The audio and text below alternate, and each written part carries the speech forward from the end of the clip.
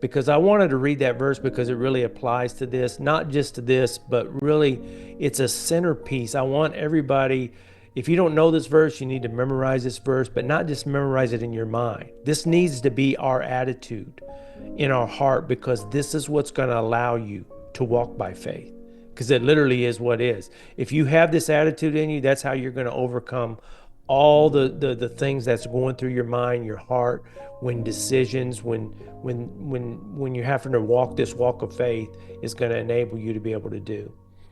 It's up, Dad. Okay, it says in 1 Timothy, which when Paul was speaking about, hey, this is like why I do these things. In 2 Timothy 1:12, it says, which is why I suffer as I do, but I am not ashamed, for I know whom I have believed, and I am convinced that he is able to guard until that day that which has been entrusted to me. So you can see that right there just by listening to that.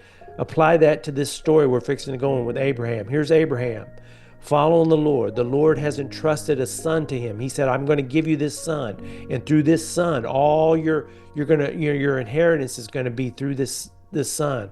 I'm going to multiply you. You're going to be a great people, a great nation. So he's entrusted this to him, but now God has come to him and said, I need you to give him to me. Give him back to me. This very promise.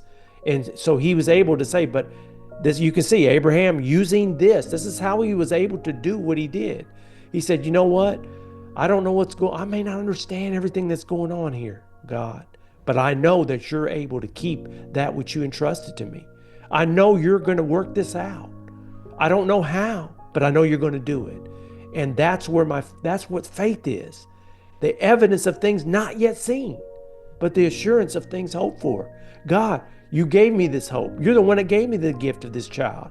But you know what? No matter what it seems like, you're going to keep it and accomplish this. And so you can see how this particular understanding is going to help each one of us when we have those critical things that go through us. When something happens in our life we don't understand. If we lose someone that was close to us, if we have whatever it is, we can say, but God, you're in control.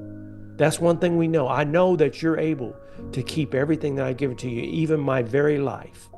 And that's what's so important to understand. If we can grasp this, it really is a centerpiece of our walk of faith right there. And that's ultimately, yes, we're talking about blessing here, but that's ultimately the goal of this channel, period, is to be able to take these things and apply them to our everyday life situations. That is the walk. That is Bible thinking. That is using God's word to interpret everything that you encounter. That's taking something and saying, God, I have a question about this thing I'm going through in life, or I'm struggling with something in my life, and I don't know what to do. We go to the word. God has all these examples of people that go through situations and how God handles them, and his faithfulness and his mercy and his good. And that's how we go to that, and we say, well, this is how we need to apply it to our life. So as we're doing these, yes, these types are going to bless you, but the ultimate goal here is to get something from this, to get your manna, to get your bread that gives you life, and to teach you how to walk this life. And us too, we learn as we do this. As we go through this, all these Bible studies, every single one, every single video, God shows me something. And that's how good his word is. Even if I read the book or the letter thousands of times, God's word is living and active, and it will bless you. So join us on this journey. Dad, are you ready to get into Genesis right now?